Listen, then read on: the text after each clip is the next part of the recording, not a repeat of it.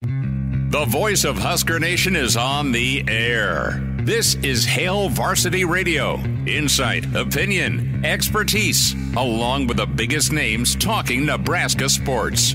Join in with the show at 402-489-1240 or 1-800-825-5865. Now, here are your hosts, Chris Schmidt and Elijah Herbel. Thanks for hanging out. Welcome into Tuesday. It's Hail Varsity Radio. We're presented by Currency. For all your equipment financing needs, go Currency. Chris Schmidt, Elijah Herbel. Hope you're doing all right. Gorgeous weather. As hopefully you are tuning into us and headed out to the golf course. Can always stream. Different ways to do that. The Hail Varsity YouTube channel, the Hail Varsity Radio Twitter feed at HVarsity Radio. You catch Damon and Andrew, Coffee and Cream, 7 to 10. Weekday mornings, we'll take you on the way home. Different ways to get us across the state. Numbers to get involved if you want to chime in. 489-1240, 489-1240. Can email Chris at HailVarsity.com. Raiola Gate is put to bed. We will dive into what Nebraska has been and what Nebraska should be on the recruiting front. We'll roll our sleeves up and have some thoughts on that. Love your input as well with the phone lines or the email or just the stream. Great comments yesterday with the StreamYard with all the folks catching the show. Mitch Sherman with The Athletic. He'll join us. We'll talk some Husker football and recruiting with him in about 15 minutes. In hour two, Matt Schick will join us of SiriusXM, of ESPN, of ESPNU, of Schick and Nick podcast fame and show fame. So Schick going to be with us in hour two. Plenty of room for you. Kind of enthralled here. Talked to Brady Oltmans this morning on our KFOR morning show and got his take on the Raiola recruitment. And we stumbled upon the topic of frozen pizza. Sent that to you, Elijah. I'm a little saddened that my number one pick ever, forever, I'm the Totino's guy. And this goes back to my days in high school of working at a grocery store, Hinky Dinky, R.I.P. the Dink, over on 48th and Van Dorn in Lincoln. The Dink. It was so good. It was so good. And they had a pizza oven in the break room. And we just throw the pizza in there, and you'd get it handled, and you'd hammer it, and then you'd go back down and sack groceries or chop broccoli. I was produce guy. Until one time a kid left his pizza in too long, and a fire did not start in the break room, but a fire did take the life of said pizza oven. Okay. So it's not just because I'm a cheap son of a gun, but for $1.05, I love me some Totino's. I know DiGiorno's great. I know whatever they have, this organic roasted veggie pizza listed. I've never had organic pizza. I'm ordering Lazari's 10 out of 10 times. But if I'm forced to do frozen pizza, I've never had this Gino's crisp and tasty. The Tombstone, it's fine until you get to the crust, but it's still doable. But I'm sorry, I'm drafting Totino's, and it's got to be the pepperoni. I don't want the Supreme. Okay, I like Totino's. I don't have a problem with Totino's. If somebody gave me a piece of Totino's pizza, I'd happily eat it. You know what you're going to get every single time?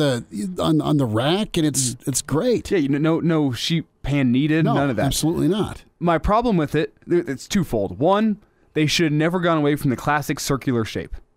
But I've always known them as square. Really? They used to have the circular shape too, the slightly bigger one. Now it's just the smaller square party pizzas. You offensive linemen eat different. Also, what I'll also say about Totino's, and again, I want to preface this. I like Totino's. If I'm going for a cheap frozen pizza, Totino's getting drafted number one for me as well. I will usually spend a couple more dollars and get one of the better ones, but cheap for what you get. California Pizza Kitchen stuff? We'll get into what I like here in a second. With Totino's, their toppings suck.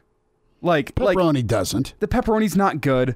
The sausage is not good. All the toppings, like the little square pieces of whatever, you don't even know what it is, bad. So what Totino's Pizza, I eat the 3 cheese. I like the 3 cheese Totino's Pizza. Fair. They don't mess it up with some weird topping that doesn't taste quite like what it's supposed to. I like the 3 cheese Totino's Pizza. It's an old classic. It's good. But there's been a lot of innovation to the frozen pizza game in recent years. Now, some people will say that DiGiorno, that new rising crust in the oven, is the way to go. I don't like DiGiorno pizza all that much. The new stuffed crust frozen pizzas are where it's at. There's a couple different brands that do it. I am preferable to the Sam's Choice, the ones you can get at Walmart. See, and Sam's I'm not Club. a Sam's member, and we let our They have them at Walmart though too. Costco expire. They have the Sam's Choice frozen pizzas at Walmart. They have a stuffed crust buffalo chicken one and a stuffed crust pepperoni one. Okay. Both of them are very good. They're on the pricier end. I think around $5 a pizza as opposed to the $1 for Totino's. But ever since That's okay. Ever since they did away with the $5 hot and ready pizza, a $5 frozen pizza is not bad. That's the one I'll go with. I'll go with the stuffed crust, probably the buffalo chicken Sam's Choice. That's a good frozen pizza. Brady let us know that the Red Baron Mexican pizza is the way to go. Let's transition this to recruiting. How are we going to do that? Or even scheduling. Well, I mean, if you're Nebraska, should you be going after the DiGiornos? Okay, all right. The priciest, the best rated, the one that everyone's selling out, and it's this. There's no room in the frozen section when it's on sale, right? With Nebraska and recruiting, they need to go pick out what they're hungry for. Is what I'm saying. If they like, let's call it a Totino's, that's $1.05, brother. You have the right amount of time in oven. You season it right at home, and you got the drink of choice with it. It can be a great night. That is the 2 or 3 star, right? So you're talking about development there with adding a little bit onto the pizza, with a little actual cheese, a little kosher salt. A lot of black pepper. The right dipping sauce for your Totino's pizza, perhaps. So that's what you're talking about with development, then, huh? This isn't a bad. I was doubting your analogy. Where the hell are you going with this? It's not terrible. No, and listen, you go pick out what you're hungry for, is what I'm saying. If you're Nebraska, so we'll get further into some recruiting there and just what Nebraska has been, can be, will be. Let's wrap our arms around it in the wake of the Raiola decision. Also, from a scheduling standpoint, we can go frozen pizza there too. Pretty interesting things going on in Rosemont, Illinois. The final day of spring meetings happening right now. And it's really the question to either be kicked down the road further and you make a decision this summer with how you're going to schedule and what do you do for 2024. It sounds like the divisions are going to be a thing of the past. That makes sense with USC and UCLA. Nick is chiming in. Crew has also chimed in on the frozen pizza debate when it comes to, and we've brought it back into recruiting. Tombstone is elite, so we'll say Tombstone is a high 4-star crew. Good work. You look at what Nick is saying. Totino's is good. The take and bake is money. Don't disagree with you at all, Nick, on that. The development Nick likes to add with his pizza is the shrooms, habaneros, and chunks of cream cheese. He likes to keep it healthy. Cream cheese on pizza is where it's at. It is incredible. So are we saying then, like, in terms of this analogy, Dylan Raiola would be you go to the nice pizza place and you spend $25, $30 on a pie, and based on where your bank account's been the past couple of years, you can only afford to go to the frozen food section. Is that where Nebraska's at right now? I think you have absolutely brought it back home. I think Nebraska right now, depending on how their weekend at the track or with their bookie goes, is either flush or broke, right? You've either done well with some inheritance, 2016, or you've squandered it. Or you just flat out missed. And listen, Nebraska needs to be that team, and this is what I think they will become under Coach Rule. We don't know how 2024 is going to end up. We know they've got some dudes in the boat. We know there's a cryptic tweet by their ace evaluator last night which I think has been deciphered. Yes. Can you tell the public that? Well, let's lay out what the picture was. If you're not a Twitter person, sure, or if you may missed this, Evan Cooper last night tweeted a picture of a rice farmer standing in his field. That's all it was. And we were texting back and forth. Is this about getting your hands dirty and getting back to work? Is this what? What is this message? And there's maybe a player that goes to a Rice. Yes, that's possible. Rice Consolidated. That's Gladney, the linebacker from down in Texas. Right. He goes to Rice Consolidated. Who Nebraska's been pursuing for this 2024 class. But the one that seems to make sense, and I think Evan Cooper has almost, with a quote tweet, confirmed this. Somebody quote tweeted with just the response, maybe, which we'll get into, and he gave a couple saluting emojis. So I think this is the one that it is. It's the Chinese farmer whose horse ran away. That evening, everyone in the village, all his neighbors came around to commiserate and say, we're sorry to hear that your horse has run away. It's very unfortunate. And the farmer just said, well, maybe. Next day, the horse comes back bringing 7 wild horses with it. And everyone in the village says, wow, how lucky is this? Wow. You lost a horse, but you come back, now you have 8 horses. And the farmer again says, well, maybe. The following day, his son's trying to break in one of the horses, and while riding it, it bucks him off and breaks his leg. And all the neighbors come over to his house and say, oh, man, we're so sorry. This is very unfortunate. And he says, well, maybe. And the next day, the army shows up trying to conscript people into the army. And they come to his house and they come to talk to his son. They don't take his kid because his leg's broke. And everyone says, wow, isn't that great? Again, the guy just says maybe. The whole moral of the story being you can't tell whether any action, any result is inherently good or bad until more time has passed and you get the benefit of hindsight. And I think this is in response to the Dylan Raiola committing to Georgia. Is it bad that you spend all this time and he goes elsewhere? The answer from Evan Cooper, maybe. Maybe. Maybe not. Maybe he comes back with 7 of his buddies. There you go. That's the first part of the story that had me reeled in. I liked it. So with Nebraska and their recruiting prowess, the thing that is going to win for Nebraska on the field and off the field, you've got a elite communicator and you've got a whole group of guys that have an eye for talent. And they're going to get a chance to show what they can do in a first year.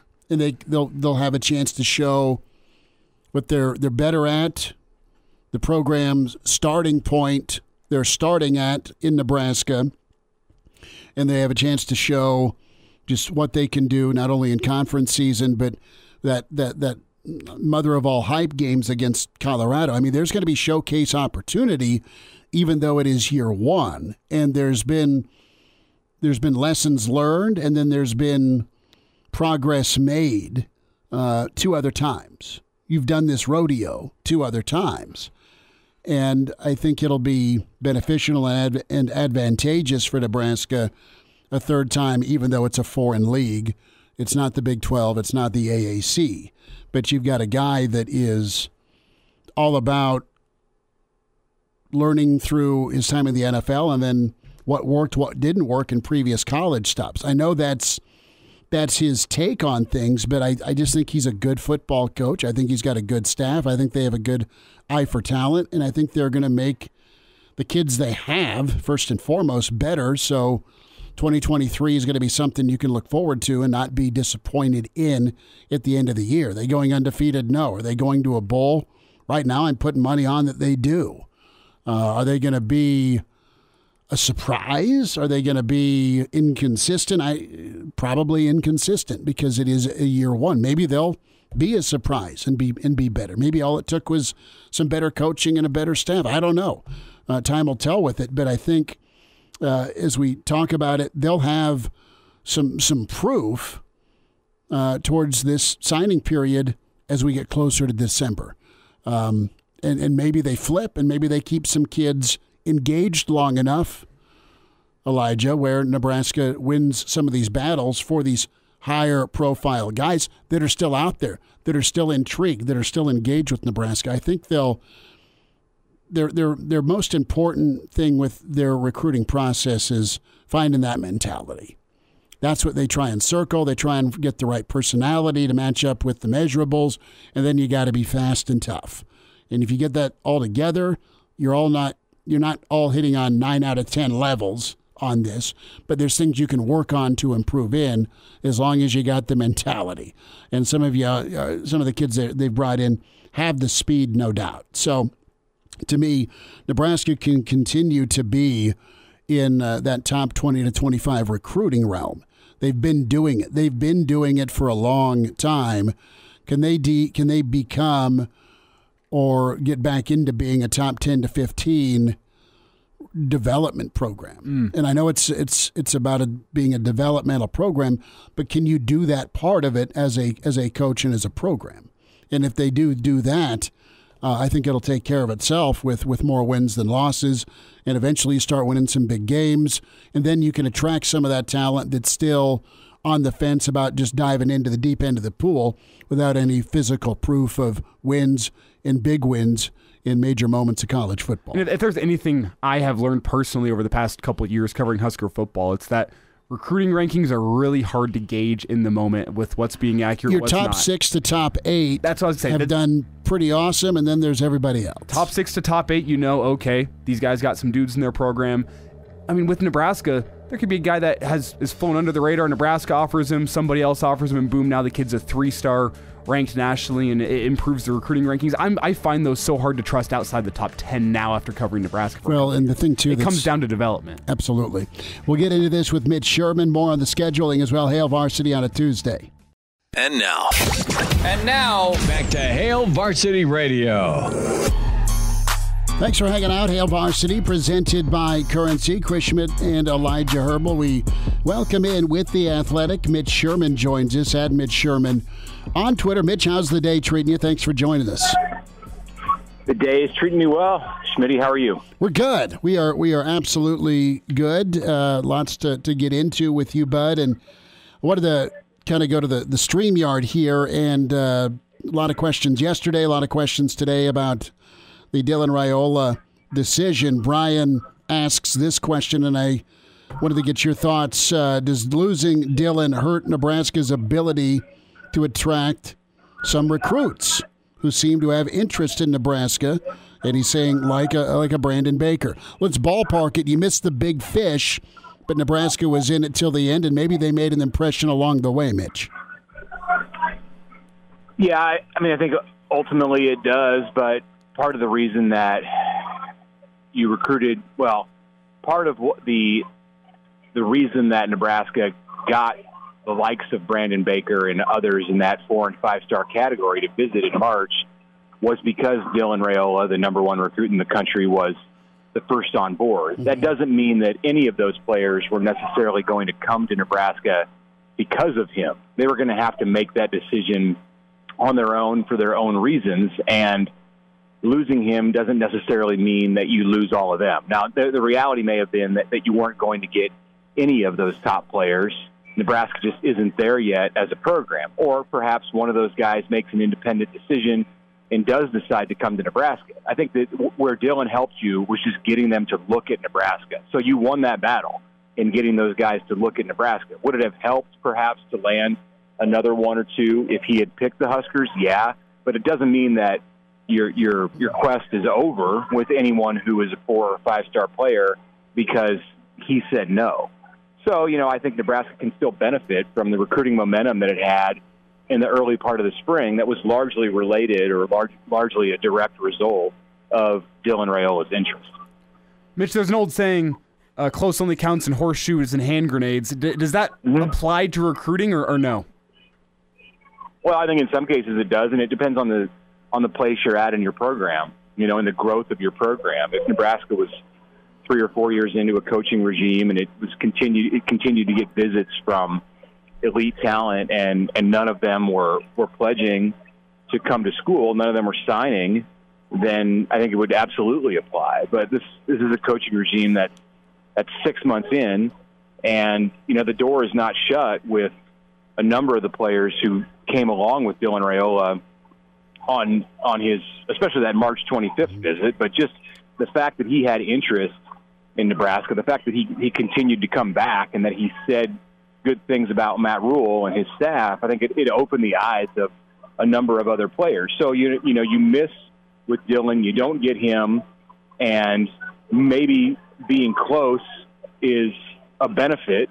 Maybe there is something to it if it opened the eyes of someone else who ultimately says yes. And we may not even be talking about somebody in this 2024 class. His interest, I think, sparked it caught the attention of younger players too, guys in the 2025 and 2026 class. And they'll remember that, hey, Dylan Raiola had an interest in Nebraska. He didn't go there, but he saw something that he liked there. Yes, he had the family connection and probably wouldn't have been involved with Nebraska if not for the family connection, but he also liked what he saw there. So it's somewhere down the road, I think it's going to pay a dividend. It's going to be worth the effort that Nebraska put in, because it helped raise Nebraska's profile in recruiting, and I think it will lead to something that's seen as a success for Matt Rule in this class or the next class. Mitch Sherman's with us from The Athletic, at Mitch Sherman on Twitter. Mitch, I thought as you cover Nebraska, you also do a great job of keeping your eyes on the world of college football, and really liked your story in combination with Ari Wasserman yesterday, just kind of recounting the chase and the decision yesterday with Raiola. I want to get your thought here on just Georgia and the job Kirby Smart did with being able to land Raiola. I mean, he's clearly landed 4- and 5-star quarterbacks before, but just what Georgia's kind of become under him. And I know he's been there a while, but Georgia used to, it was clockwork. They'd go 8-4 and have a boatload of first and second round guys picked, and they'd always go 8-4. Here comes Kirby, and they're working on a third ring. Yeah, it's a similar run to, a similar trajectory to what we saw with Clemson a few years ago. And I think the Alabama dynasty in some way gave birth to both of those. Certainly the Georgia one is more directly related to Alabama than what Clemson did. But, Dabo Swinney being an Alabama guy, and I think following the Nick Saban blueprint to some degree in the ACC fueled what Clemson did. And here on the heels of, Clemson has now come back to earth somewhat, still a contender for college football playoffs, and will be certainly when it expands to the 12-team playoff. But Georgia has a higher ceiling, is right there in the, in the same conference as the Crimson Tide, and now have surpassed. This is the first time that one of Nick Saban's former assistants has actually gotten the better of him, and it's scary to think what Georgia can do, because this is not a fluke.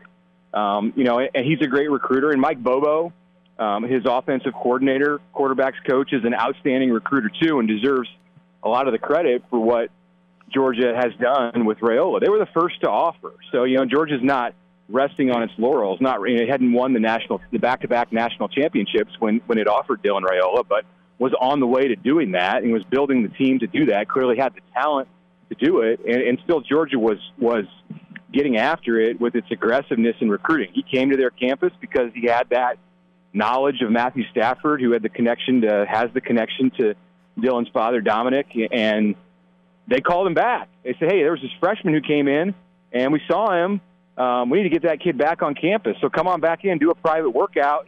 And that second time, they saw enough. It didn't matter that no other school had offered. Georgia can be top 5 program, top 1 program, and they saw enough to say, after his freshman year, when he'd yet to play a varsity game, that he deserved an offer. So that goes a long way toward winning over a player, that they had that kind of confidence in him, and that's a big part of why he's a Georgia commit right now. We were spitballing about this before we gave you a call, Mitch. What should Nebraska be in recruiting, and what do you think they can be under Rule? Well, what can they be in recruiting or on the field? Are we just talking about recruiting here? Let's just talk recruiting. Let's just talk the recruiting part, getting the kids here. Yeah, in this cycle right here, I think Nebraska can be a program that is capable of signing a top 20 class, and that's going to be largely dependent on what happens in those 12 games starting on August 31st. In the future, the script is yet to be written, because if Matt Rule can get Nebraska to a place where it's competitive in the Big Ten, it's competitive as a team that has a chance. If recruits feel like Nebraska has a chance to make the college football playoff, then we're talking about a 12-team playoff down the road here, which is not out of reach for really any Power 5 program. It's certainly not for Nebraska. Then, it has a higher ceiling than just a top 20 class. I don't think it's going to go above that in the 2024 cycle. Mm-hmm. But in the future, yeah. I mean, Nebraska could be a program that signs a top 15, a top 10 class. If it makes a college football playoff, a guy like Dylan Raiola is more realistic for Nebraska to have a shot with, even if it doesn't have that family connection, that in from the very beginning, something that existed before he became a prospect. You can expect to recruit those guys. Nebraska shouldn't sell itself short and say, hey, we're not Alabama, we're not Georgia, we can't get those guys. It can. Just look around the campus, look at the facilities that it has, look at the NIL potential that Nebraska has, and if you can add in a coach who is producing a winner with a team that is competing to play on the biggest stage in the sport, then you shouldn't sell yourself short and assume that you're incapable of recruiting anyone in the country. And Mitch, I agree with your point there, but whenever you look at the top 5 or the top 10 in recruiting rankings the past couple seasons, you're looking at the likes of Alabama, Georgia, Ohio State, USC, Clemson, the list goes on. All these teams seem to be getting 4 to 5 to 6, and with Alabama's case last year, 12 5-star kids. And I don't doubt Nebraska's ability to go toe-to-toe with the likes of those programs on a guy or two, but can they consistently, in terms of an entire recruiting class, go toe-to-toe with the likes of Alabama, Georgia, Ohio State, schools like that? Yeah, that's to win a national championship. You have to play for a national championship. That's the reason that those programs are recruiting at the level that they are across the board consistently with players. Yes, what you said, one specific case, two specific cases, maybe something snowballs in one class, you're able to sign a highly ranked class, but to just be able to expect to go out and do it every year and be in contention off the bat with all kinds of 4- and 5-star players, to be in that spot, you have to win a national championship or multiple national championships. And that's a long ways off for Nebraska. Nebraska's not as far off as I think some people might believe in being a team that can contend for a 12-team college football playoff. You get hot in the right year, the schedule breaks the right way, you get a break or two, you can end up in that game with a 10-2 record, in one of those first-round games. But to actually win a national championship and to win 3 or 4 games in that postseason, you have to be at a different level. And I think that's where Nebraska would have to be to go toe-to-toe consistently across the board, player for player, with programs like Georgia or Alabama. And it's almost not worth having the conversation about whether Nebraska can get to that point, because there's so many hurdles that it would have to clear first just to have a chance. Mitch, about a minute here. A thought with Nebraska and what they do at quarterback moving forward. Do they try and get somebody for 2024? Do they look at 2025? Do they portal? Do they just kind of sit pat? What's your thought? I think they'll look at flipping a quarterback. There are a few quarterbacks out there. You start in-state with Daniel Kalin at Bellevue West, who's committed to Missouri. You gauge the interest. You determine as a staff, first of all, if he's the guy that you think would be the right fit for your offense and your program. And I know Nebraska liked him and, would have pursued him in a totally different way if it wasn't in the running for Dylan Raiola. So it stands to reason that they're going to look hard at Danny Kalin and trying to get him to come on a visit. There's another guy in Connecticut who was committed or was recruited by Marcus Satterfield to South Carolina. That's Dante Reno. They'll probably look at him, make a determination on one of those two or both of those two and going after them. And if that doesn't work out and there's not another player out there in this 2024 class, you're not going to reach. You're going to look at the portal at the end of the season. You're going to look toward the 2025 class. But, yeah, you need to supplement the roster. Right now there's 3 quarterbacks on scholarship on the roster. So, while a few weeks ago we were talking about 6 and saying this was a crowded group, it's now a thin group. And to sit tight and not have another quarterback added to this thing before the end of the 2023 calendar year is not ideal. Mitch, thanks for the time. Thanks for squeezing us in. Always appreciate your insight, bud. You bet. Thanks, guys.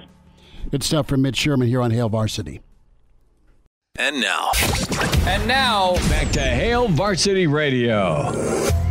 Big thanks to Mitch Sherman. Really good sit down with him. Podcast will have that up. Spotify, iTunes, Google Play, the whole segment or catch the whole show. Either way you want to do it, the video also with the Hail Varsity YouTube channel is alive and well for you. The Hail Varsity Radio Twitter feed at HVarsity Radio. So let's dive in here to what do you think happens first with Nebraska football.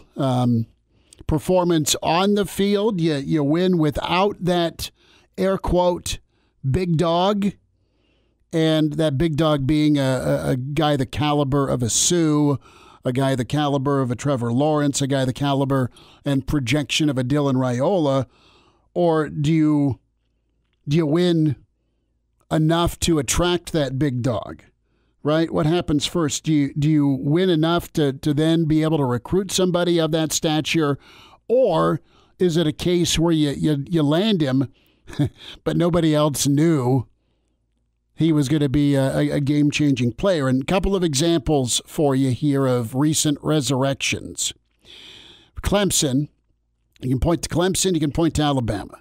Bama was garbage. They were a lot like Oklahoma. You get the right coach, get the right dudes, right staff, fit system, boom, you're winning the title. Easier said than done. But Deshaun Watson, let's separate happy time and towels away from what he did at Clemson. Okay? What he did at Clemson was some guy that was a 3-star from rural Georgia, and Dabo found him. Georgia did not. Florida State did not. Not saying he wasn't recruited, but much like Raiola, Clemson got in early on Deshaun Watson. Deshaun Watson was a 3-star, and man, was he the game changer for Clemson. Clemson was just kind of wallowing in 8-4s, 9-3s, right? And then Dabo really kind of kicked it into gear. They had the high-profile dudes like a Daquan Bowers, 5-star defensive end that I think ended up going to the second round. But Watson was that guy, and he was probably a top 10, top 15 quarterback, but he wasn't number one. He wasn't Trevor Lawrence. But getting a guy like Deshaun Watson allowed Clemson to go get Trevor Lawrence. In Alabama's case, they didn't win right away. They went 7-6, I think, Saban's first year. But guess who they signed? I mean, they signed Julio Jones, number 1 player in the country at wide receiver. They also got Hightower at linebacker, number 1 defensive player in the country. And they weren't going 7-6 ever again. They got their guy, and then they morphed into quarterback-centric offenses versus game managers. So there's 2 examples of you're winning enough to get good players in the door, Clemson, and then you hit on a guy like Deshaun Watson, and then there's Nick Saban where you go get Julio, and the rest is history because he's just an absolute elite game changer. And then you've got a slew of first-round wide receivers coming to Alabama. You've got a slew of first-round or second-round front 7 guys like Hightower coming to Alabama. So it can be done a lot of ways. I think Nebraska the path they take, I think they can go find a guy, Elijah, that is respected, recruited, and maybe he maxes out at a 4-star. But I think the Nebraska could follow the path of what Clemson did with Deshaun Watson and find that 3-star under-the-radar guy that the whole world goes like, who's this guy? Jalen Hurts. Jalen Hurts was a 3-star stud from Houston that nobody heard about except Nick Saban. And then if Bama's on him, then everyone else is jumping in on him. But clearly, Bama saw something special. So I think Nebraska can find a difference maker and just be right via evaluation or through some development and not necessarily have to, land the next 4 or 5-star guy.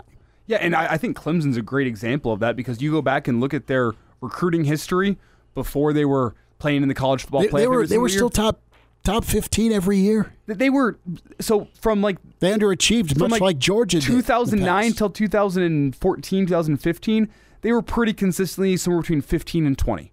Yeah. They had the occasional 14th. They weren't getting up in the top 10. But then, as you said, the Deshaun Watson year pops. You're making college football playoffs. You win the national championship game, and now Clemson is consistently top 5, and if not, they're top 8. Yeah. No. So they're able to parlay it and turn it into. They use Deshaun Watson. They get one good recruiting class. Now you have a run of seasons where you're in the college football playoff, and look at you now. It's easy to go pull recruits because you can show them the history and say, this is what we did with this guy. This is what we did with this guy. Look at our defense. That's how they were able to. I think it's a perfect example of how Nebraska could go and compete with some of the big dogs in college football. Because the last time Nebraska had a season like that where you could have parlayed it into a good recruiting class, that was the 2010 recruiting class following the 2009 season with Ndamukong Suh in the defense. And Nebraska, admittedly, you look at that season, they missed on some of their top recruits. They missed an entire position group. It's before Kaz got here. Mm-hmm. They missed on everyone they recruited on the defensive line. Nobody stayed. Mm-hmm. And their biggest defensive line pull that class was Chase Rome. Yeah, and Chase was out of Rockbridge, Missouri. Yes, he was. And Chase was a steal from Missouri. And Chase ended up leaving the program. Yep. And like he was a dude everybody was after. You also had a low 4-star Donovan Vestal. Don't even remember the name. I remember the name. I remember talking to Donovan. But the point is and to be fair with these kids, we're not just throwing them under the bus. Nebraska does what? A year later, they go into the Big Ten, mm-hmm. where your defensive line's a lot different going up against spread Big 12 than, here's Iowa, here's Wisconsin, here's Minnesota.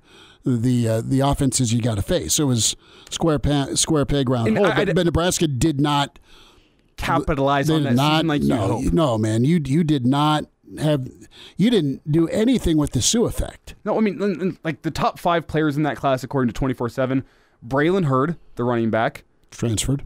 Andrew Rodriguez, offensive tackle. A-Rod was good. Didn't quite live up to as a high 4-star. You expect that guy to be an all-conference type performer. But he gave him good minutes, and he started. He was. Yeah, listen, he played. He played well when he got in. Yeah, the safety Corey Cooper. Coop was as tough as it gets, man. Good ball player. You had Yoshi Hardrick, who was a community college guy. Nebraska did great on their community college. They killed it, man. Yoshi was good. BK was good. Levante David was that same class. Yeah. In terms of community college, and there's one more. If I scroll way down, you have Stanley Jean-Baptiste as well as a JUCO. You want to talk about a steal? My God, the 2nd-round pick. Mm-hmm.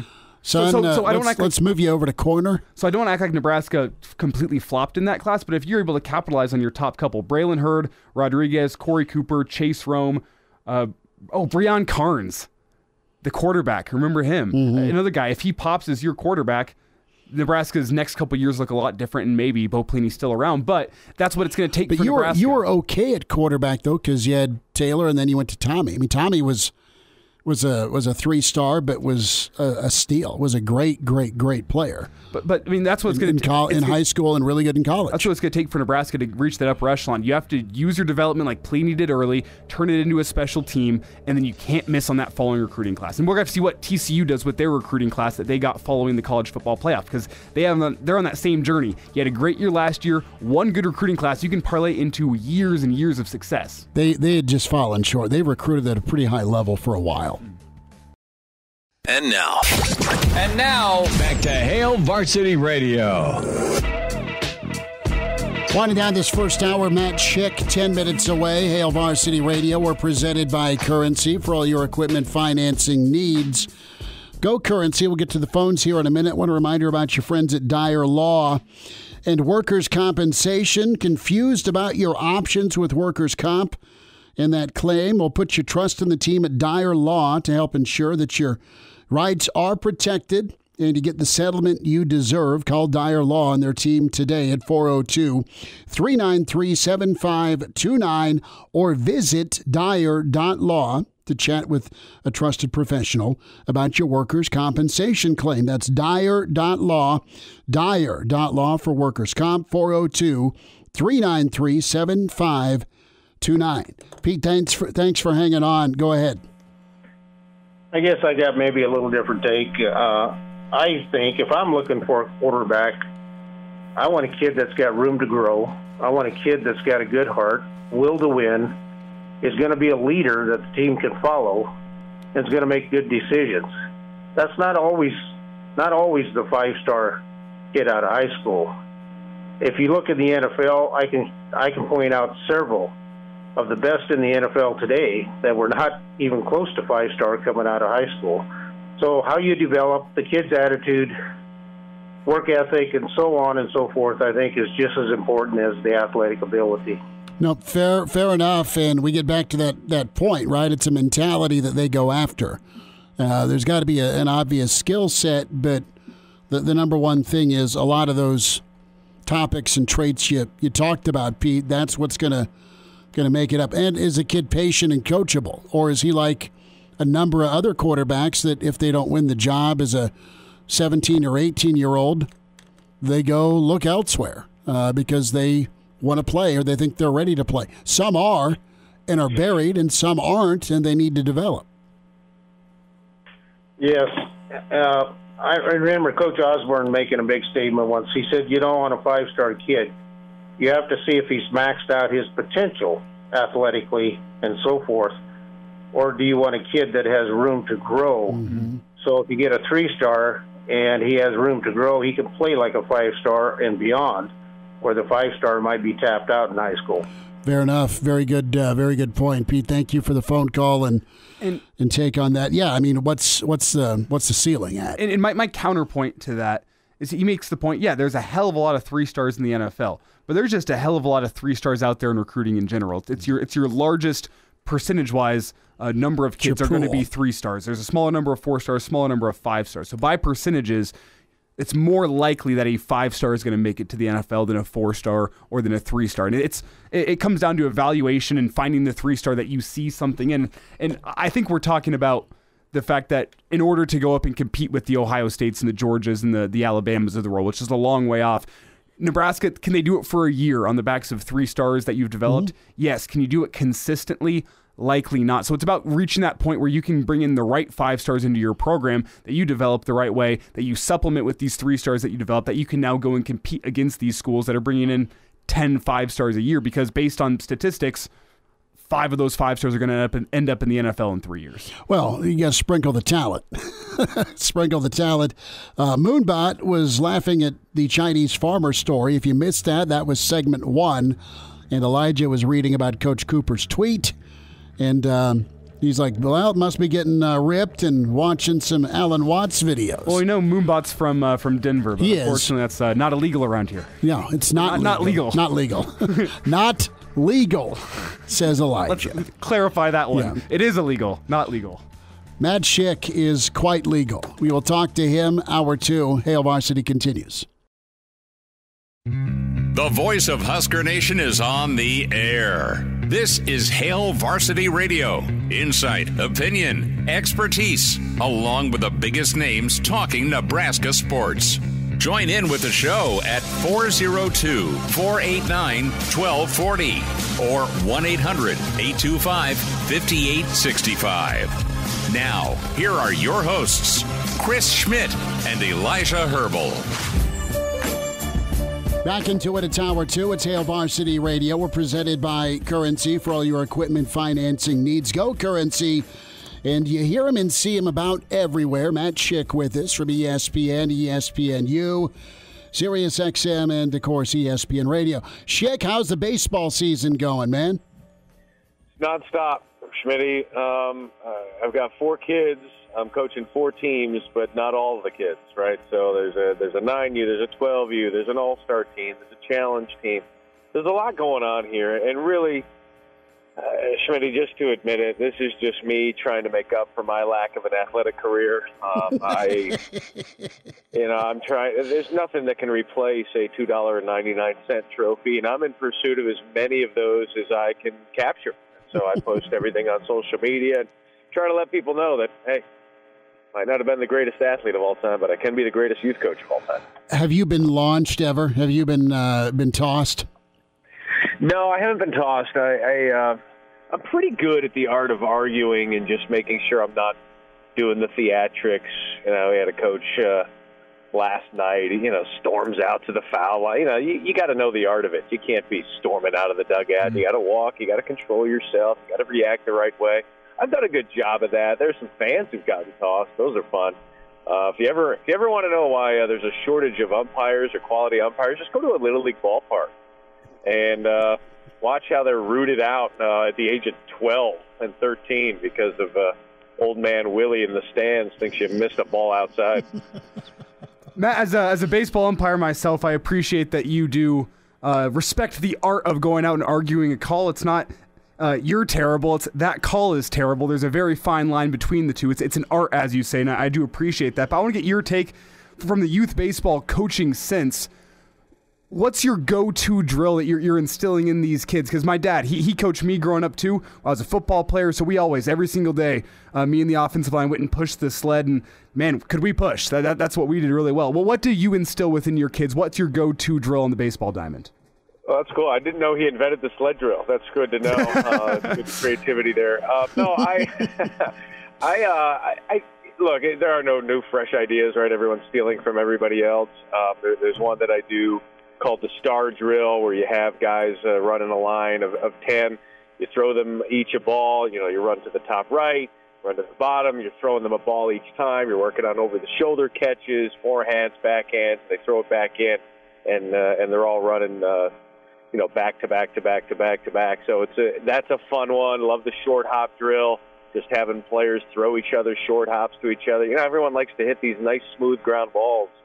That's not how the game is played. Am I right? It's played on dirt. You get bad hops. You get ground screw. And old man Bobby, who didn't rake it the right way, you got to be able to deal with the bad hops, the short hops. And fielding. I used to, and early on in youth coaching, I used to stress, look, we're going to punt on the defensive side. You kids aren't very good at that. Let's just try and swing the bats. And after about one season of that, said, you know what, we got to focus on defense. I'm going to coin a new phrase, defense wins championships. So you're free to use that if you'd like as well. But, focusing on defense and the defensive fundamentals and control what you can control. I can't control the umpire, but we can control how mentally prepared we are. That's what we're doing here. Again, all about those $3 trophies. If you ain't first, you're last. Matt Schick is with us, Hail Varsity Radio. And man, does Matt have those coachisms down? No, and I just want it on film and maybe some audio if you ever do channel your inner Earl Weaver or Wally Backman. Wally Backman, that's a good one. The old New York Met who went into managing and quickly got tossed to the seats. The Army crawl out to the mound where he is throwing the rosin bag like it was a grenade. Yeah, there's another one. Yeah, some guy was going out to the mound and just launching the grenade and the rosin. That was just classic. I know all the umpires. I think I do a pretty smart thing of befriending them, talking to them. You got to get them on your side. It's like George Bailey with law enforcement. Go ahead and call the cops. They'll be on my side anyway. That's the way that it needs to be.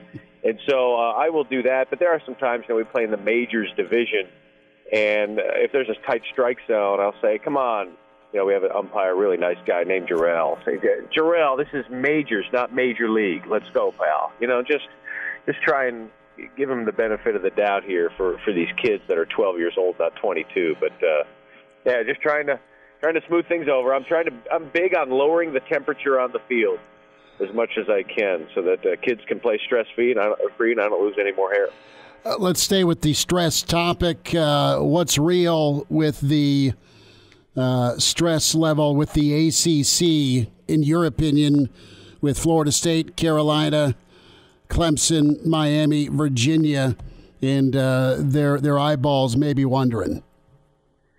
It's kind of akin to not liking the house you're living in and stressed about that, but knowing you can't move anyway because mortgage rates are too high. So why even worry about it? I feel like that's where the ACC is right now. The grant of rights goes through, I believe, 40-25. I mean, they're not getting out of that anytime soon. And what are the options that you have? The immediacy. It's like oh my goodness, if we don't shift now, what's happened over the last 5 years is going to happen for the next 30. We're going to be millions and millions of dollars behind. you've made your bed. Now you got to sleep in it, and that's kind of where the ACC is right now. The reason that those 7 schools are getting together is to find out if they can enter the conference transfer portal. They want to check out what their NIL is. They want to see what conferences might like their services, and that's why they're exploring getting out of their scholarship with their league, with their grant of rights, and they want to get into the Big Ten or the SEC. Those are the only 2 options that are viable, and that you would leave the ACC for. I just don't think that makes sense if you want to try and do it, but not if you want to spend $100 million to get out. So I think the ACC is probably more secure than is being reported, but I think you always have to deal with the messages and the agendas that folks have of wanting people to know, hey, we're exploring getting out, just to let people know you're interested, just like a player saying, I'm thinking of entering the portal, so they can find out from a third party if any school wants them. What group or couple teams do you think would be a fit for the Big Ten? And I know you're talking about mortgage rates and you can't move. It totally gets you. But if you were to broker some type of deal, who do you think are the top picks if you're the Big Ten?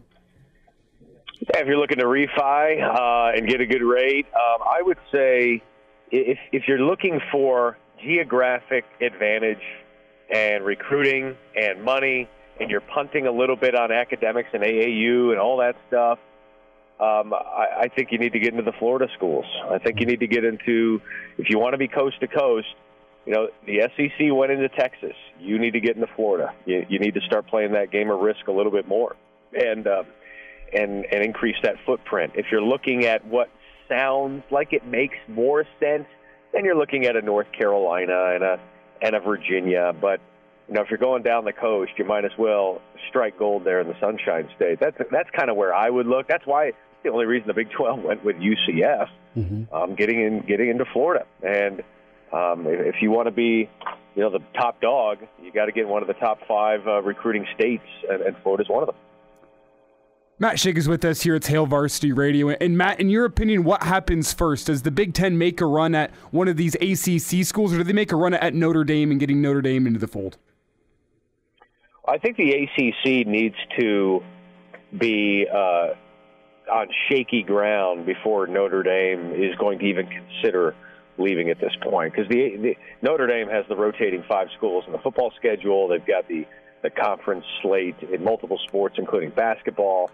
So that's kind of where I think about Notre Dame. I still think if you're Jack Swarbrick, you're not even considering it right now, even if they come to offer you. Why? It just wouldn't make a ton of sense unless you feel like you're going to be left at the altar at the end, which Notre Dame never will be. So they're not in a rush. To me, I kind of feel like the Big Ten is, because of those grant of rights, I'm not sure they'd be looking at the ACC anyway, unless the lawyers come out and say, sure, it's viable and it'll take this much money. Like, which schools are going to add enough value to you that other schools and presidents are going to want to cut up their pieces of the pie a little bit more? I mean, it made sense to do USC and UCLA because of the money in the LA markets. It would probably make more sense to do 2 more Pac-12 teams than it would to do any ACC teams, just to make the comfort level and the transition for USC and UCLA to be better. But the fact is, Kevin Warren wanted to expand, and presidents pushed back on it. And Tony Petitti is probably going to be more acquiescing to the presidents than maybe Kevin Warren wanted to be. So my guess is, and I totally understand the question, I think it's going to be kind of a wait and see, and you can poach whenever you want. Matt Schick with us, a few more minutes, Hail Varsity Radio. Matt, a big-time Saturday, the 9th of September, of course, the Buffs and Huskers, but it is a loaded college football Saturday. Bama in Texas, A&M at Miami, Ole Miss, Tulane, Oregon, Texas Tech. Just to go down the list here, Ole Miss, Tulane, I said that, Notre Dame, NC State. So if you're projecting here, where do you think the kickoff time ends up being for Colorado, Nebraska? We're all kind of hoping for a night game. I don't know, though, if you got A&M, Miami, Texas, Bama, and even Baylor, Utah for that big noon on the other network. But I would not think that Colorado would do a 10 a.m. Do you? No, I don't think they would want to do that. I think they would push back as much as possible. I don't know what exact windows would be available for that to get the showcase game. I think you're kind of assuming Colorado's limping in there with a loss anyway. You might have, I don't know what kind of window they would use on it. You would think they wouldn't employ a 7 or 12 day, whatever it is, window this early in the season for those two games.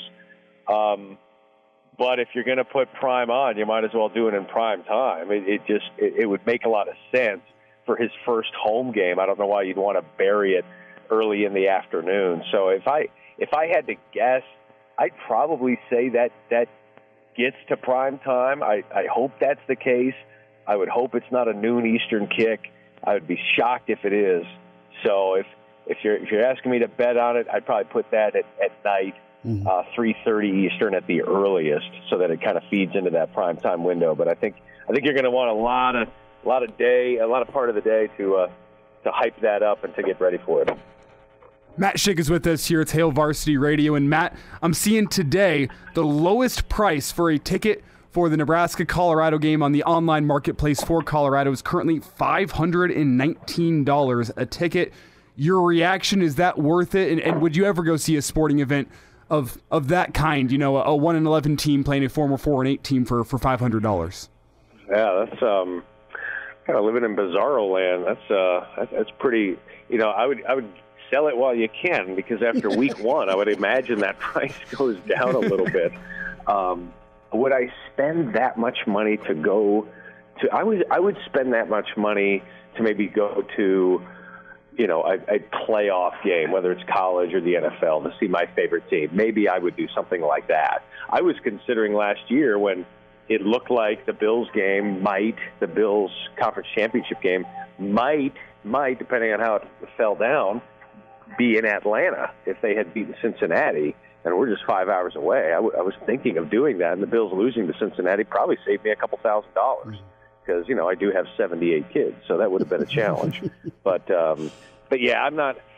I've changed so much in my head about the desire to go to sporting events. It's like, hey, you want to go skiing? Yeah, sounds fun on the slopes. Why don't you get the skis and the boots and the gear and the clothes and put clothes on all 6 kids, or on 4 kids? Gosh, it feels like I have 6. All 4 kids, and then listen to them cry that they're too cold. Like, no, those are the things I think about. It's fun when you're sitting down, not so much fun getting there. So give me a free seat at home. I'm already paying an exorbitant amount for cable. 30 to 40 transfers, could be as many as 50 with the roster. I mean, that's what Deion's got to work with, and he's got a month to get it gelled for this season. What are the reports out of Boulder? How are things transpiring? That's kind of a wait and see. I mean, no one else can enter. You can't convince anyone to enter the portal at this point. The window is closed. You can transfer. You just can't enter the portal. So the whole "I'm not hard to find" doesn't really fly at this point. I mean, they know who you are. They know where you are. I said the last time I was on this show about, I guess we'll see if he can field a 2-deep, because you could see where this was headed. I mean, you coax enough people to throw out some old baggage to bring in your Louis. You better have enough and enough clothing to fill your chest of drawers. And I think that's kind of what Deion's running into. I just don't.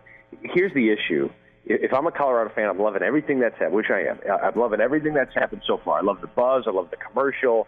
I love everything that's happened so far. My biggest concern is there is a reason every player is in the portal. And it's usually because they're either disgruntled, the coach didn't want them, or they're unhappy. It's rarely because they are looking for, they have been an excellent player and now want greater opportunities. Happens sometimes, but if you're looking for that, are you going to Colorado? I don't know after 1-11. So those are my concerns about grouping together a bunch of mercenaries that might only be there for a year or two, and how that looks. I believe this is either going to be extremely successful or an absolute disaster. I'm not sure there's really much in between. I'm hoping it's the former, and I'm hoping that he can get this thing together and at least get to a bowl game this year. I think it's going to be a challenge, though. And now, back to Hail Varsity Radio. Matt Schick with us, Hail Varsity Radio. Matt, you've spent a lot of years covering recruiting. You anchor the National Signing Day for ESPN. And yesterday, Dylan Raiola committing to Georgia, and not a huge shock. Nebraska in it quite a ways, as was USC. Is there a player or a program that comes to your mind that was actually able to pull off high 4-star, big-time 5-star when they're trying to climb back up on the mountaintop? I would say Colorado, but it was Shedeur Sanders. Sure. It doesn't happen often. You got to get lucky. You got to have the relationships. I'm trying to think of things that have happened. I mean, everything that's happened, in the last 10 years is out the window because of the portal, and you have to view it in the prism of the last year or two. And I think if you're a Nebraska, you're at least looking at it going, yeah, it's kind of too bad that we don't. It's awful that we don't get this legacy prospect. But at the same time, college football is in the mode of, hey, you can still get a quick fix if you find the right guy. Now, no one's out there right now that you would pursue, like in the portal. And it feels like they're pretty comfortable with what they have now moving forward. And, if Jeff Sims is as good as Matt Rule thinks he is, which is an NFL quarterback, then what are you so worried about? So, that's kind of the prism I'm viewing it through at this point. And you kind of have to view it as cup half full. But, if Mel Tucker finds a Kenneth Walker and turns into an 11-win season, it can happen. It doesn't need to. You don't need to be elite at the quarterback position, but it certainly does help, and hopefully they can find somebody. Matt, when you look at recruiting in college football as a whole, the trend in recent years, especially since the portal, has been the rich are getting richer, whereas the top talents go into the likes of Alabama, Georgia, Clemson, Ohio State, and few others. Whenever you look at that, do you think that a future 12-team college football playoff can help mitigate some of that, can help fix some of that, spread out some of the wealth in college football? Or is this a trend that you think is going to continue over the next years and decades? Yeah, I don't think the 12-team playoff is going to do much in terms of that, because I think pretty soon into the playoff, you're going to be like, hey, it's great to make it, but what did we do in it? I mean, Michigan State made a playoff, and Mark D'Antonio got fired because the program kind of went off the rails a little bit. The Washington made a playoff. That was 3 coaches ago. So I get why people believe that. Hey, come here and maybe you can make the college football playoff. You're still going to have to win 9 games to get in. You're still going to have to be 9-3. I mean, it's been eons since Nebraska last did that. So, I think it basically comes down to, yeah, you can make all the promises you want and say, hey, look, come here and we could win a national championship. We could get to the college football playoff. What are you doing on the front end for these players? NIL isn't just a conversation. It's the conversation in recruiting, and that's where it starts and that's where it ends, and that's why you see this. That's why you see Iowa join hands, the Swarm Collective join hands with a casino. I mean, we are ready to compromise all of the values that we've had to make sure that we can get the elite athletes because we know where the bread is buttered and we know how to get them. And it's not because of the promise of a playoff, it's the promise of a paycheck. Last thought, let's keep it with money as we say goodbye. Footage on your Twitter feed of you're very kind, you're pulling up and you're buying lemonade from kids. Did they count the change back correctly? You gave them 100. Yeah, I gave them 100. They were my own kids. I said, that's your allowance for life. And they buy it. They're 10 years old. I mean, they buy it hook, line, and sinker. Like, oh my gosh, $100. I just saved probably thousands, And so that's, speaking of the front end, I gave it to them on the front end. Bought lemonade from the kids. Drove by. I saw them at the corner, and I was like, as I'm driving, I'm like, why didn't I just go the other way? Like, I'm just seeing my kids. Like, my kids cost me enough money. Now I'm driving by them, and it costs money. So I gave them $1. Wanted to be dad of the year, if not dad of the second, and they enjoyed it. And I got some lemonade, and I said, there's nothing like buying lemonade twice. I put it in the fridge, and then they take it outside, and then I buy it again. I am getting bamboozled. There's no question about it. Well, that was very, very kind-hearted. Allowance up front. I like it. Matt, you take care. Thanks for a few minutes with us today. All right, fellas. Anytime.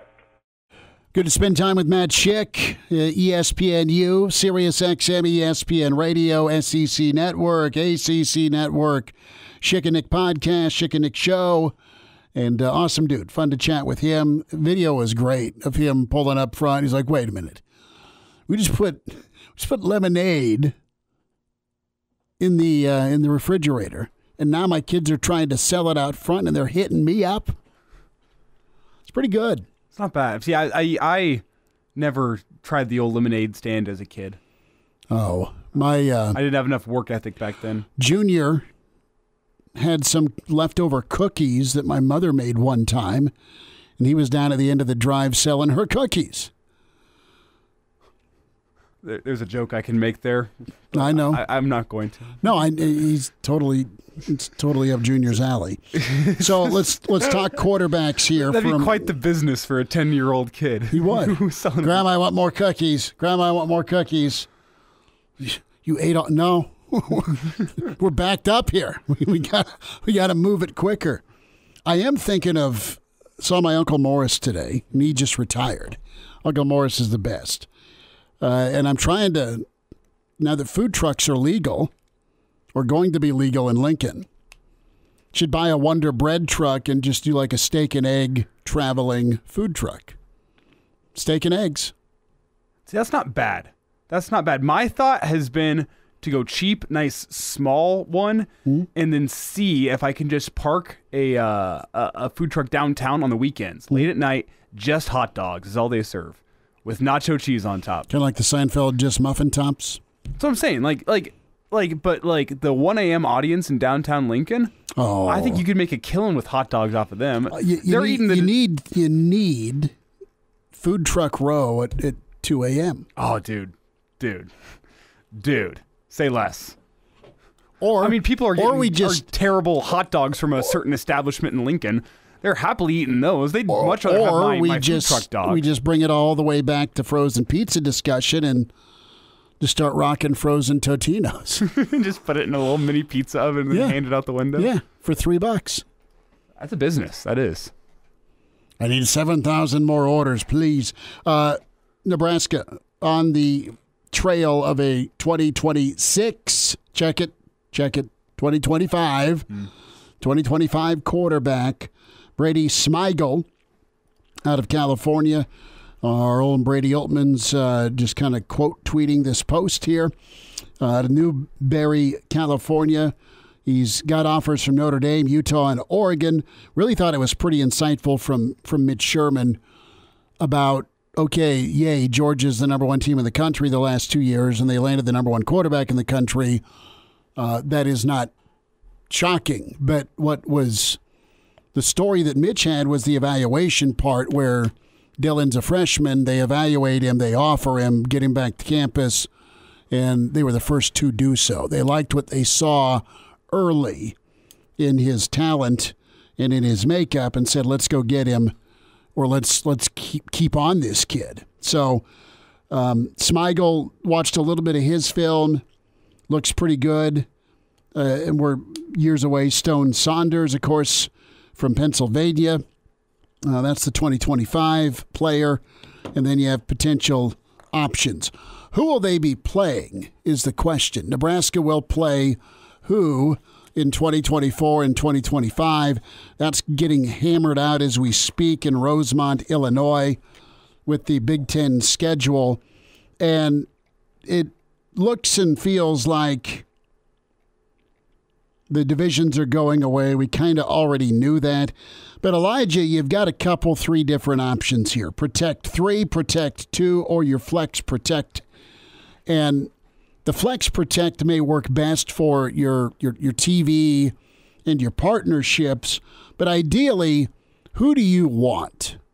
Do you want 3 teams that are protected matchups? Do you want 2 teams that are protected matchups? And then you rotate. Similar to how the Big 12 did it. You have more teams, obviously, but what was cool about the Big 12 is every year you either got Oklahoma or you got Texas, but you didn't get slapped with both.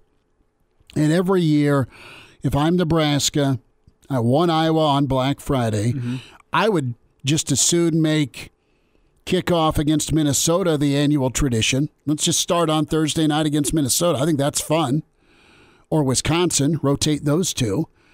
And give me the Buffs, too. Let's figure out Colorado. I'd like that as a non-conference protected rival. Give me the Buffs every year. But I don't need any more Friday night Illinois games. I don't need any more Friday night games, period. But the three teams I'd pick if I'm Nebraska, give me Iowa, give me UCLA. Yep, because there's history with UCLA. There's two, and a third. Who do you got for me? Do you want it to be Michigan? Do you want it to be Ohio State? Do you want it to be Wisconsin? Do you want it to put be Northwestern there. Really? Northwestern there. There's a lot of Husker fans living in Chicago. And Chicago's fun to go to. Chicago's a fun place to go to. And you've had competitive matchups with Northwestern the past couple of years. It's winnable, or at least it should be. Mm-hmm. Northwestern should be winnable. It's an easy trip for Nebraska. You want UCLA, you want Northwestern, and you want Iowa. Mm-hmm. Those are your three. Yes. I could replace... I got to trade out your Northwestern for give me... You want somebody who's going to be a more difficult win? I want a big game. Hell yes. You're going to get big games anyway, is my thing. When you have protected matchups, you're Nebraska. You're a helmet game. You're going to get big matchups every single year. I want one of those protected games to be one that's not like, oh my God, we have to go play at Michigan this year or at Ohio State. You don't want a reenactment of 2021? No, because if you have three protected matchups that are good teams, don't kid yourself. The Big Ten and the TV media partners are going to want Nebraska playing in big games. It's not like the three games are going to be Nebraska's only three big games. Then you got Maryland and Rutgers the rest of the season. No, they're going to give you Michigan. They're going to give you Ohio State. They're going to give you USC. Give me one that spaced out. Yes. And the flex protect here, you have 1, 2, or 3 protected opponents, and the schedule makes the most sense from a flexibility and a competitive balance. Mm-hmm. So you can schedule or put a schedule out that is going to be fair enough where, and listen, this is not a knock on Iowa, but the 2 years Iowa got to the Big Ten championship game, they avoided Michigan and Ohio State. There have been years, and it's not the team's fault, but you avoided those losses, okay? And you got them in Indy instead. So schedule's a discussion point. Steak and a beer bet is looming. Can I get off the 3-game losing streak? We shall see. And now, back to Hail Varsity Radio. Back with you, it's Hail Varsity. We're presented by Currency. Chris Schmidt, Elijah Herbel, 489-1240. You can email Chris at hailvarsity.com. Get to some stream comments here in a little bit. Paul's on the line. Paul, thanks for hanging. Go ahead. Hey, guys. You remember the old Big 8, Big 12 days? Who would you prefer for the Black Friday game, Oklahoma or Colorado? Well, I was a big Oklahoma guy, but then Oklahoma hired Captain Kangaroo, and they were bad for 10 years. So the Buffs jumped up in the pecking order, and it was Nebraska v. Colorado. So I liked the fact that Colorado was not only good, but it was a great ball game, and even if they were bad, it was drama filled. Unfortunately, if you're a Nebraska fan, so I didn't mind it shifting. But the Big 12's the one who put Oklahoma away. So they Oklahoma didn't. Hey, we don't have to play Nebraska every year. Great, because we're already got to play Texas and win that game for the recruiting. So I liked having Colorado supplant Oklahoma, but still getting to play Oklahoma. It was just weird playing them in early November versus late November. And personally, as somebody who never got to see the lore of Oklahoma, Nebraska on Black Friday, I probably have to go with that because I grew up hearing all the stories of when Nebraska was playing Colorado. Well, this doesn't compare to what Nebraska, Oklahoma was on Black Friday. So I'd like to have been able to see that. So I think I'll pick that, but it's hard for me to say not having seen any Nebraska, Oklahoma Black Friday games. Having said all that, would you prefer, though, the Iowa for Black Friday or Wisconsin? Come on, Wisconsin, man. No, man, I was big into Wisconsin, but Barry's retired, and it's been heated and tight and entertaining and heartbreaking all in the same breath against Iowa. Give me Iowa. And now they're kind of pissed, so it's even going to heat up more. The border rivalry thing, Give me Iowa.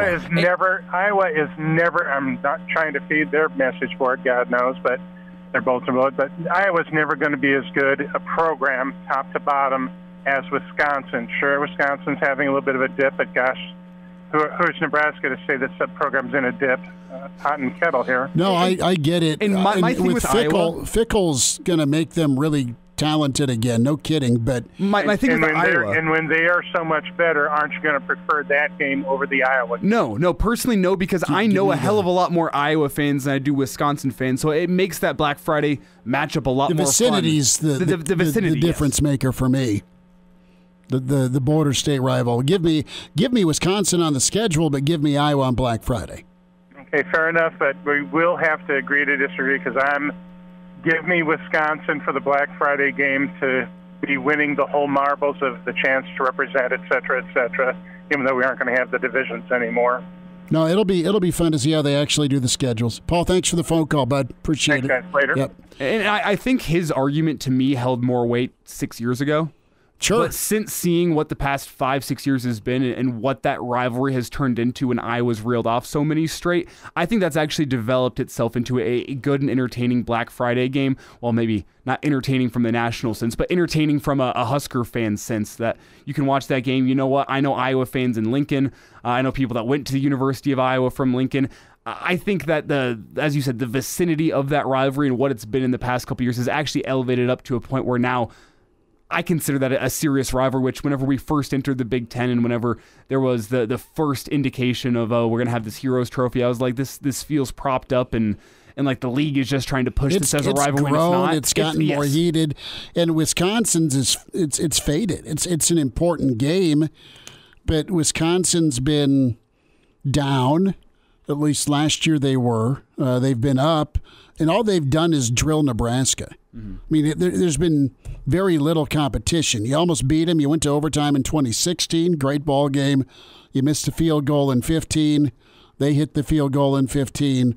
Those are the 2 years they were competitive. In 2021, Adrian's last game, that was a shootout, and they still ran for 2 bills on you. I mean, you haven't beaten them since 2012. And yeah, what I want on Black Friday is a game that, from a rivalry point of view, like which game on this schedule would the average Husker fan pick as being like, you know what, that one would feel really good to win, at least in the Big Ten schedule. Right now, it's Iowa. Could that change, as he said, with competition level and talent? Sure, it could change, but based on the amount of trash talking between Nebraska fans and Iowa fans, I think that Iowa game is the most satisfying for you to get it done. That's the one I want to see on Black Friday because of the feeling of beating Iowa, especially after what it's been the past couple years. And could that change 5 years from now if Nebraska reels off 5 straight? Maybe that changes. Maybe it needs to be reevaluated. But right now, I like Iowa in the Black Friday slot. It's still tense. It's not Colorado hate. But it is tense. It's getting there. It is. I mean, it's tense, and you can still go over to Iowa City and, I mean, be treated all right. And I think there's most years you pull Nebraska fans from from the 70s through the 90s, and you put up with Boulder, and you enjoyed some pretty tense football games. And they're not that far apart anymore. There was one specific moment that stands out in my memory as being like, all right, I like Iowa on Black Friday. It was whenever I traveled with the Husker baseball team. I was doing some film work for them, and I'm walking down the streets of downtown Iowa City, and people are rolling down windows and yelling at me because I'm wearing a Husker polo. Wow, what'd you think of the football game this year? Oh, Iowa took the game last night. What'd you think of that? And I went, you never get this. You wouldn't get people rolling down their windows in downtown Lincoln to yell at people because they're wearing a polo of a different Big Ten team. But I got that in Iowa City, and that was the one specific moment that stands out in my mind. And it all goes back to the Shermanators saying we got to consider where Iowa is. I mean, just absolutely dunking on them. Yeah, thanks, Sean Eichhorst, for building the rivalry. The one good thing he did for this university, he made that rivalry worthwhile. Yeah, go ahead and take Friday games. Sure, why not? Loser. Well, seriously, just pull your head out. Don't apply ever again for anything of importance administratively. Just do me that favor. Are you geared up for your steak and a beer yet, or no? Oh, I have been geared up for the steak and a beer, but we'll save it for next segment. But I've been doing all the research onto this series between the Lakers and the Nuggets. I've been diving into my keys for all of it. I'm ready to go. I've been doing a lot of research on which way I'm going to go tonight, and I'm ready to go. Well, fun question in here from Tim. And he asked what the Nebraska-Wisconsin rivalry trophy would look like. And we talked to Barry Alvarez about this. I think this was 2014 or 2015. And it just needs to be an empty beer glass. It needs to be an empty beer mug. That to me is what it's about, because both fan bases can throw the Coors or the Miller or whatever your preference is. As long as the trophy isn't pushed by the powers that be, I want it to be organic. Those are the fun ones. The Missouri-Nebraska Bell was pretty organic. You think back, Nebraska. It was back a long time. Nebraska, Minnesota, they're trying to push, at least the Will Compton, Taylor Wan trying to push the Bussin' Bowl. I would love that because of the organic nature of the trophy. For Nebraska, Michigan, yeah. Yeah, I like the organic trophies in rivalry games, and that's why the Heroes Trophy hasn't quite done it for me. It didn't quite feel as organic and as important as some of those ones that have come about from fan passion. But it got sponsored. We'll get some of your calls here, 800-825-5865 or 489-1240. And steak and a beer bet coming up. Winding down the scheduling talk. Good stuff from Mitch Sherman and Matt Schick. Hail Varsity winds down at Tuesday next. And now, back to Hail Varsity Radio.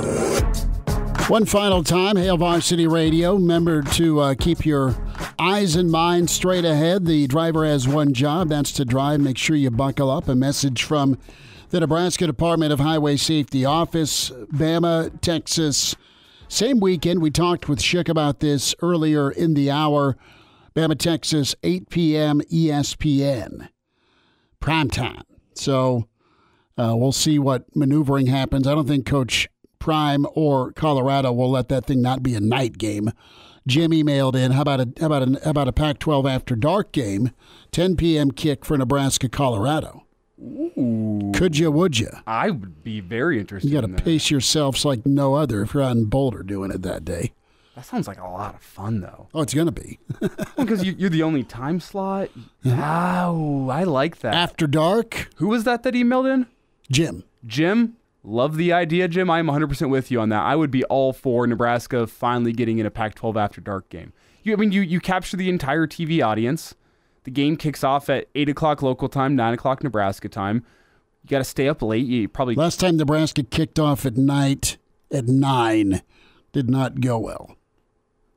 Which game was that? Arizona State. Well, I'm all for it. Crush a Red Bull at 6 p.m. Watch the Huskers play into the night. Mm-hmm. Oh, we could have our reaction show go into like 3 in the morning. Why not? Oh, why the hell not? Let's do it once. Get up at 7 and drive home. Oh, I'm with it.